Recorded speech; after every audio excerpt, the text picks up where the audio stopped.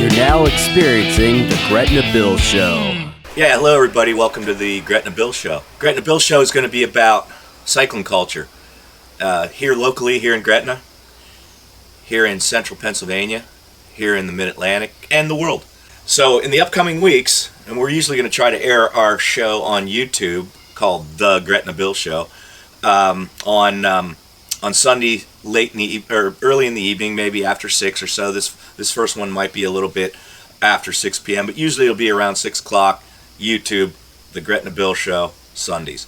So at any rate, the first week will be the Middlecreek Gravel Grinder. The second week show, of course, will be the Gretna Art Show. That's probably one of the few weekends that we don't ride. Yeah. So it won't involve us riding, but we'll still be talking about cycling. So we're going to be doing the Gretna Art Show live. So we're going to be at the Gretna Art Show. We're going to be at some of the parties beforehand. We're going to kick it off on Friday night with a tribute to the 50-year anniversary of Woodstock, which is, of course, 8/16/69 to 8/16/2019. So, yeah, that's the way we're going to kick the art show weekend off, and then we're going to be over at the art show, and we're going to talk to some folks over there. Going to be a fun weekend, so that'll be on Sunday evening. That'll air the Gretna Art Show edition of the Gretna Bill Show. Then, the third weekend, the third show, will be about out to Sunday the 25th, I think, and we'll be over at Marysville to the cyclocross relay, the team cyclocross relay event that kicks off the cyclocross season, and it's also a big fun event for all of us. We'll have teams over there. One of the reasons why we want to go there is also the promoter, and is Mike Kuhn, as you all know, and we want to talk to Mike Kuhn, the Kuhn dog, and we want to talk about his involvement as he pioneered and has led the NICA, which is the Interscholastic High School Mountain Bike League, and that's also getting kicked off this fall. So Mike's going to talk a little bit about that and how that's coming along, and he's doing a really good job with that, and we'll be jazzed to talk to Mike, the Coon Dog. So we're going into Labor Day weekend, and I think we will have a show that will feature Ryan Dewald. A lot of folks know Ryan. Long-time Gretna Bike sponsored rider. Started off on the mountain bike as a kid when we had the shop, and yeah, now he's a pro road racer. He's traveling all over the world. This year he competed in Italy and Europe, and just a great guy, great team. A few years ago, Ryan came down with type 1 diabetes, I believe, and since then he has kept on racing and riding, and so he's going to talk. He started a foundation for diabetes, and he's going to talk about his foundation and about how he's living, racing, and riding with diabetes, and some of the equipment and some of the struggles he's had to monitor his blood sugar and keep himself in races. So we're going to talk to him a bit, and maybe some other people that are in his same condition or maybe pre-diabetic. So that's going to be that show, and that'll be about, we should be almost into September by then. So then after that, we want to bring John Wangert back, and he is the president of the Lebanon Valley Rails Trails, and we want to talk to him about how things are going with the rail trail, the progress he's made, some of the trail access issues that surround the rail trail, and just in general, he's been doing a great job with the rail trail since the early 90s when I first met him. And then the next show, we'll have Nate Boyer on. He's going to talk about the Gretna Gravel Grind that's coming up in October. So he's going to talk about that, about the course. And so there's the first, 5, 6, 7 weeks or so. And again, all along the way, we'll be talking about equipment, and we'll be talking about tech tips, and we'll be talking about Lupine lighting systems and Guerciati bicycles. Those are our two main sponsors at the moment, and so you can find those products at lupinenorthamerica.com and guerciatiusa.com. And so today what we're going to be doing is we're going to be going over some of the equipment and some of the supplies we're going to take, how we're going to arrange our food, and kind of a strategy to get through the Middlecreek gravel grinder. First of all, let's get to the equipment. So, Todd and I both built bikes. We built Gretna gravel bikes, and kind of built them last fall with the same thoughts going into his build, which was earlier this spring. But the main thing we wanted to try to do was get the gearing right. And so at the time, we wanted single rings up front.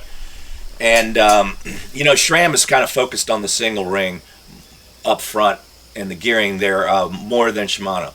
Now, we understand this fall Shimano's coming out with a GRX, which is the dedicated gravel Grupo that's going to address that problem. Their focus is more on a 2x11, although they will have single ring options.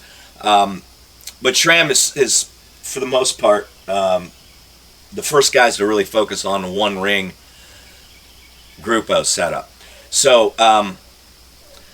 So with that in mind, we decided that we'd get our wheels. This is going to be my next build. This is a Industry 9 beautiful carbon wheel.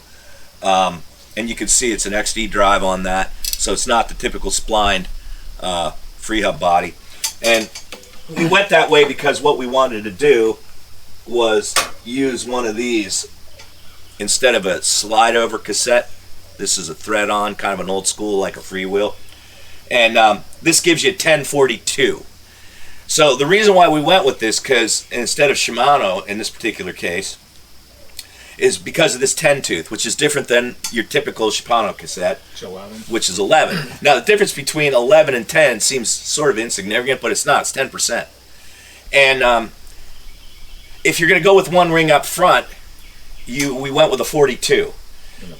Yeah. So with the 42-10, we're not at a disadvantage when we hit the wide open sections in a gravel grind like we're going to do this week. So if we have to keep up with the peloton or we're on a road section, 42-10 is very close to a 53-11, which most of you guys are familiar with. The significance of that is, if it was an 11, you'd be spinning out right at high speeds, right, and losing some speed. And then on the low end, we've got a 42, and putting 42 on the front.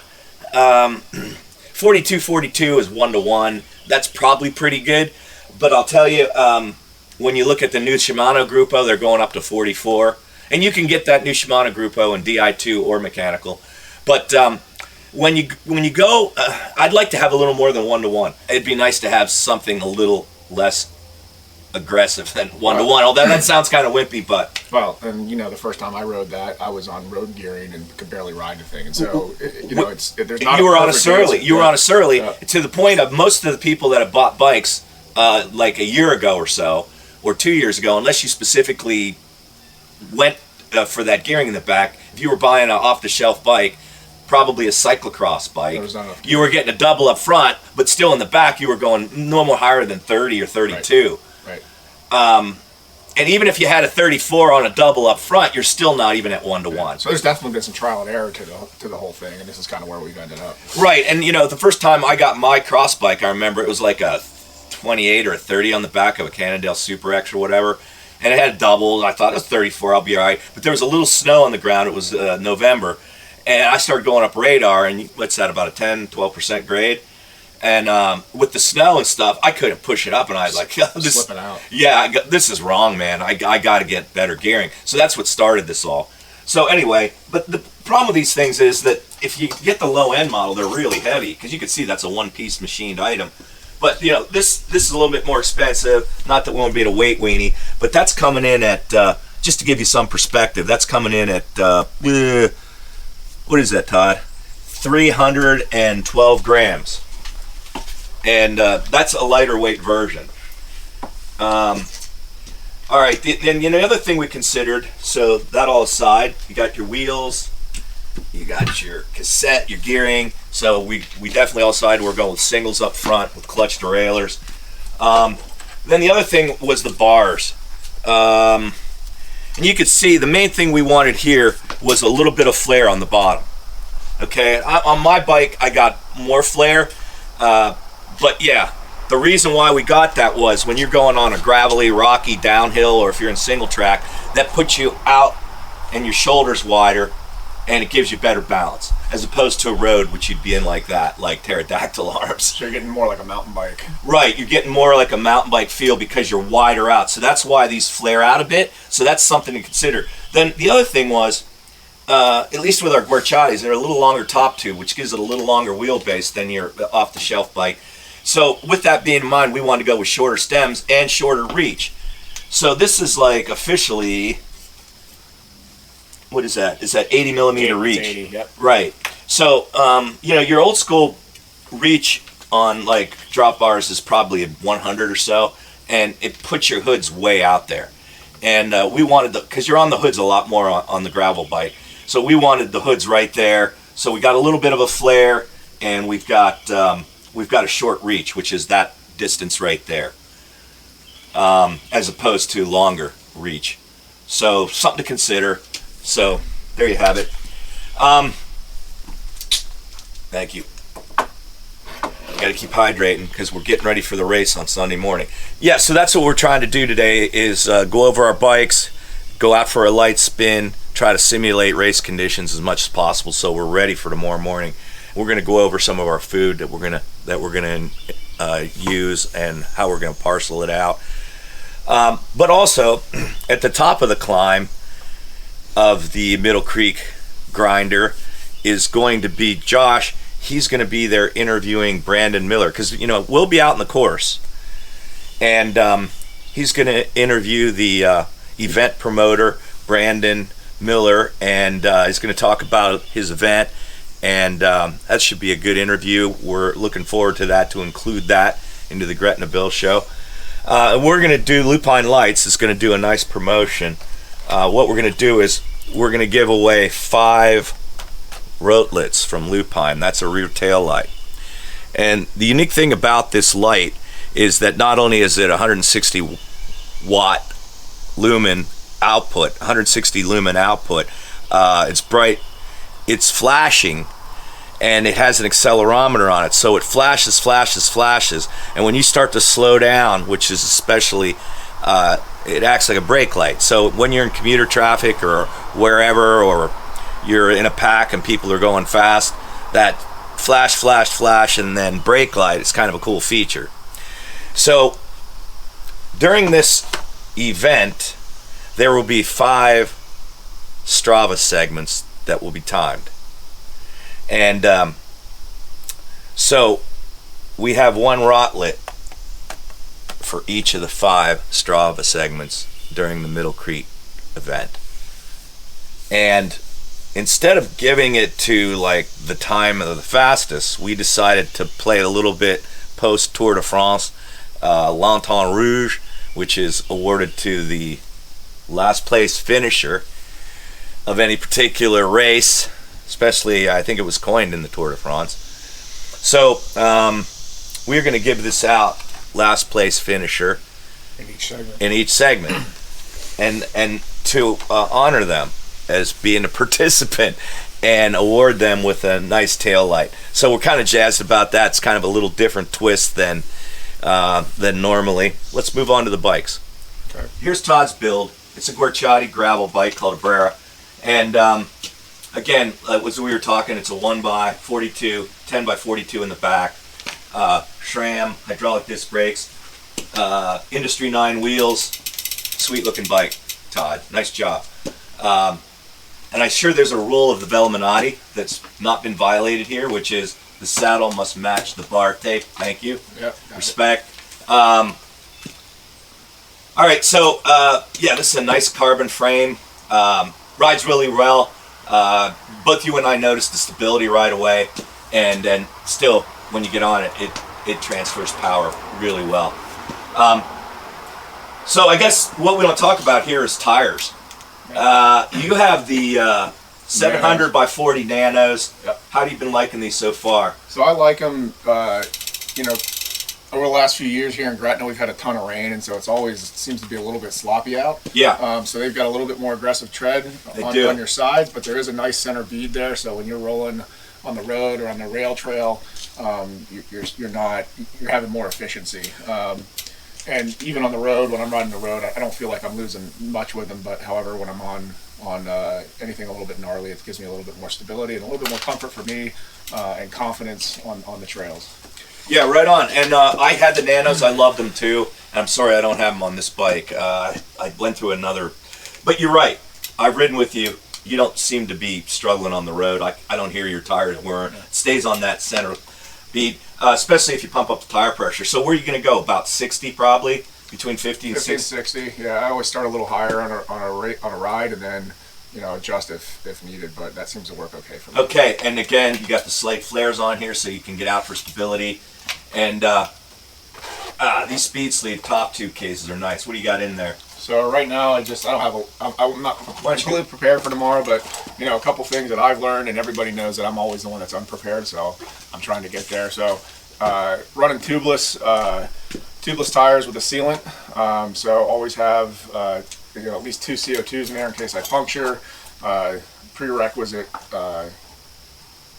Allen wrenches and screwdrivers, and then the one thing that's nice, if you do puncture a tire, we've got these tire plugs that we can use instead of having to carry an extra tube, and we've definitely used these and they work pretty well. Other than that, a little we'll extra. Go over the food later. Yeah, so extra sealant, little 2-ounce thing of sealant's always good to have as well. Which I carry in mine. But as these bikes, even though they get more technologically advanced, there's a lot of simpler things to them, so you don't need as many tools, I feel, as we used to years ago. This looks nice too. I forgot to mention that. So there was a front derailleur hanger on if you're going to run a double, and we've taken that off and we've plugged it for a nice clean look there. Yep. So, and of course, double-sided SPDs, Shimano. Nice job, Todd. Yeah, and it's hard to go wrong with Shimano's. Those are 25-year-old pedals, and I've been using those since '94, and they just keep going. Keep on ticking. All right. All right. Let's get my bike up there. Yeah, okay, so here's my ride for Sunday's gravel grinder and at Middlecreek. And again, it's another Guerciotti Brera gravel bike and full carbon. And a couple of things I did different from Todd's setup, but a couple of things that I did the same. We went the same drivetrain. We went with 42 by 10 by 42, so with a 1x system. You can see there I still have my front derailleur attached, my front derailleur hanger, so got to remove that. Yeah, again, this is a rival enforced rear derailleurs, or a mixture of rival enforced cranks, and hydraulic disc brakes from SRAM. So here I went with a Shimano pedal, but as you can see, I went with a one-sided pedal. I'm a little bit of a weight weenie, but it's not like mountain bike where you're constantly coming in and out. So I went with the one-sided pedal. I like it a lot. Nice pedal. I do have the carbon rotors on, these Vaunt hubs, and these Vaunt carbon wheels. They were actually given to me by as a prototype for me to try out, and they look cool. I'll leave it at that. Again, my reach is a little longer here, which I'm not real happy about. This is like old school reach. I find that I'm really stretching out here, even though I have a fairly short stem. I have an 8 stem. I think, Todd, you have an 8 stem or a 9. Anyway, yeah, I'm not real happy about the length of this reach. I would rather have my hoods about here, and the next bike I build will do that. And I'd also didn't think I needed the exaggerated flare. Todd's didn't. They're like that. Mine, that's pretty wide. But again, it's a solid concept because you're way out. And it gives you a really good balance point on sketchy downhills. So then the tires. I'm probably also run around 60 PSI. I was really concerned that I tried to get the center flat, so when I got to the road surfaces I would be fine. So between my flat surface there on the top, so I can run on macadam, and then with my 4210, which is the equivalent of a 5311 more or less, I was ready for when speeds picked up. And when I first got these tires, I thought that was enough, but again, with the rainy season we've had and some of the stuff we're going to be going tomorrow, I wish I had a higher tread. These tires are basically a 38C override from Hutchison, and wish I had a little more meat on the side rail, on the side of the tire there. But so be it. Again, I'm running tubeless. I have a little bit of a different saddle here. So what I did was, this is a Cobb saddle, and you could see that it's a little bit what some people would say overbuilt, but I've got this nice softer ridge because we're going to be going over some rough ground. So it's Cobb. I'm over accentuating some things. Interesting saddle. I like it a lot. I get a lot of cush right there where I need it, and I still have the dugout to relieve pressure in, you know, places you need to. All right, so I also have a Speed Sleep top tube case. As Todd was saying earlier, I actually have the small bottle of tire sealant. So if I do get a puncture, I also have the same plug system. So if I get that bigger that won't seal with the tire sealant, I can plug a hole pretty well with this kit. I think it's Innovations makes it. There's my multi-tool. It's a little heavier, but I got everything I need in there, including Torx. What else do I have? Ooh, Todd, I noticed you didn't have this as critical. So what this is a tire valve stem remover. So the idea being, if you lose your sealant for whatever reason, then what you can do to quickly get it in without removing your whole tire is use it in that fashion, unscrew your valve, all your air will come out, then you squirt in this bottle of sealant, then put your valve stem back in, reinflate with your inflators, which I have in here, and we're good to go. So that's what I've got in mind for the moment, and I also have some spare contacts in there, and what else do I have? I've got this quick link. So if I break my chain for whatever reason, so here's a little email that I got. Thanks again for registering and joining us at our second year of the Middlecreek Gravel Grinder. The Oak Brook Cycling Club and the Ladies Auxiliary are very excited to meet everyone. Registration tent will be up and running at 8:30 a.m. Visitor center restrooms will be open at approximately 9 a.m. Park within all parking spaces. Leave no trash. Pick up any trash you see. Pre-ride meeting will take place at 9:50 a.m. We'll cover the route markings and choose your adventure options. All right, this is where we got to plan which option we're going to take. The XL course, which we're all doing, the extra long gravel grind, will be broken up into 3 starts separated by 5 minutes to ease a bottleneck that we have at the 11-mile point where they will cross a stream. So here are the 3 choices that are given. Group 1, fastest of the fast. Group 2, fast but here to party. Group 3, casual gravel adventurers. Then he will release the hounds, the long route riders, then the medium route riders, followed by the road and short route riders. And then he asks us, which we've already done and which we're going to do later this morning, please go over your bike's mechanics and make sure it's in tip-top condition for this event. This event contains some rough sections, and we don't want anyone to have to walk to the aid station, where we will have repair capabilities. That being said, if you do find yourself in a situation where you're stuck, then we'll have JB's shop van, hi JB, scoop you up at the nearest road, get you to an aid station and fix you up.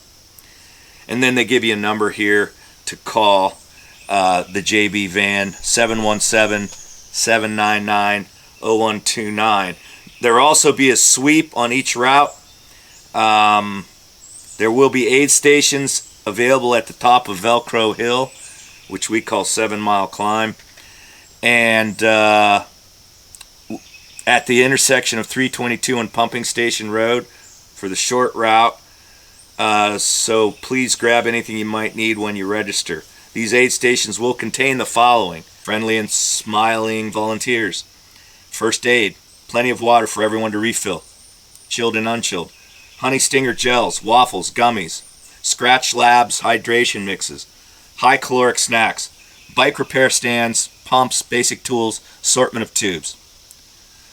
The event is best with a GPS head unit, but we will be marking every turn. There will be no cue sheets available, but you may print them out using the Ride with GPS website. And there's a link for that. What we're going to try to do is ride together. There's 4 or 5 or 6 of us that have always ridden together. We're all about the same pace. So we're going to try to stay together as a unit to help each other if we have mechanicals, etc. And I want to try to only stop at the aid stations if we need water. I would rather try to roll through them because we want to get this done in one large gulp, stay moving, and we tend to get sidetracked when we get to the aid stations. We start eating food and then we lose track of people, and so I haven't discussed this with the whole group yet, but I would like to roll by, certainly the first one. So with that in mind, we want to carry, as you saw from our bike setups, all of our tools, everything we need to make fixes on the fly with our group. But, you know, when you look at Strava, there are calorie suggestions, how much you burned. And sometimes I was looking at them the other day, depending on the watts, I'm at anywhere from 200 calories an hour to as much as on that Tuesday night road ride we do, where we're averaging like 200 watts or whatever roughly, and we're averaging about 18. I'm burning more like 350, 400 calories according to the guesstimate on Strava. We want to eat because we figure if we're going to, even if we do 14, 15 miles per hour for 51 miles, we're going to be out there almost 4 hours. Todd, do you think that's about right? I think it's going to be 4 hours, yeah. Let's shoot for 3.5. So that means you want to eat every hour. You want to eat every 15, 20 minutes, a half hour before you get into some situation you don't want to get into. So, you know, like a block is what, 37 calories? So I'll probably be eating 1 or 2 blocks an hour, maybe more. I'm going to try to do that for sure. And, of course, I'm going to have 1 bottle of water and 1 bottle of scratch, hydration. But again, that may be the only reason why we have to stop is for water. That's what I'm hoping at this point. I also have these SIS. They're recommending you do 1 an hour. So, yeah, if I do a block or 2, that's 60 or so calories. 1 of these per hour is another 80. That's 140. So, yeah, I'm not going to eat a Cliff Bar or a bar of any sort. Plus, it's going to get hot, and you know how that is. Trying to choke those down is not always pleasurable. But figure I'm going to bring 2. I'll probably only eat 1 or so, being that it's 260 calories. That's a whole hour. So worst case scenario, I've got a couple extra blocks. Do 1 of these an hour, a couple blocks an hour. They will have scratch hydration, so when I do my 1 water ball and my 1 scratch, I'll fuel up again. Or a brief stop at maybe at the aid stations. Probably take a couple of bars along. Of course, I do have the Apple Watch, which I can have Strava downloaded to, and I can just totally do everything on Strava right here. But I like to carry the phone because I also like to do some other things while I'm doing. Maybe I'll do some work if we stop, but most likely I'll want to play some music with this OT Buckshot. And so on a 4-hour ride, your phone battery may not make it, or your GPS battery or whatever. So you need to consider that. That's where Lupine comes in. So you can get one of these little Lupine batteries. It's got a nice fuel gauge on it, and it's very lightweight. And I carry that along with, of course, my iPhone charger. Plug it right in. And then this is a USB connector. It's called a USB 1. You can get it from us, lupinenorthamerica.com. And so now I'll carry that in a plastic bag in my main pocket in the rear. When we're done with the ride, we'll be probably having a few beers, and it's at that point where you want your phone, because you want to start communicating with friends and family and whatnot, and you want to look at your Strava, you want to look at how the ride went, and that's when your phone's going to start to run out. So this is a really nice thing to carry along with you. You don't have to worry about your phone running out of juice, or your GPS or Garmin or whatever it is that you have. All right, so there you have it. That's kind of our first official Gretna Bill Show. Again, I'm here with Todd, my neighbor, and we went through our equipment and our strategy and our food and our musette pack. So now we're going to go out on our ride, and we're going to simulate the event as best we can, but we're not going to overdo it. We're going to get done our ride. We're going to have a good meal, and then we're going to give ourselves at least 24 hours to recover, get ready, get a good night's sleep, get up tomorrow morning, and go after it. So we're going to have a fun day tomorrow. Can't wait. And then hopefully Josh will still be there at the top of the climb, and hopefully we all make it up there. And of course, he'll be up there interviewing Brandon Miller, the event sponsor and promoter. And hopefully you'll see us coming up what they call Velcro climb. We call 7 Mile climb, I believe. And yeah, and stay tuned for more shows like this, the Gretna Bill Show, and we've got a lot of good stuff to talk about. Cycling culture here in Mount Gretna, here locally, here in central Pennsylvania, here in the Mid-Atlantic, here in the world. All right, thanks again for joining, and we'll see you soon.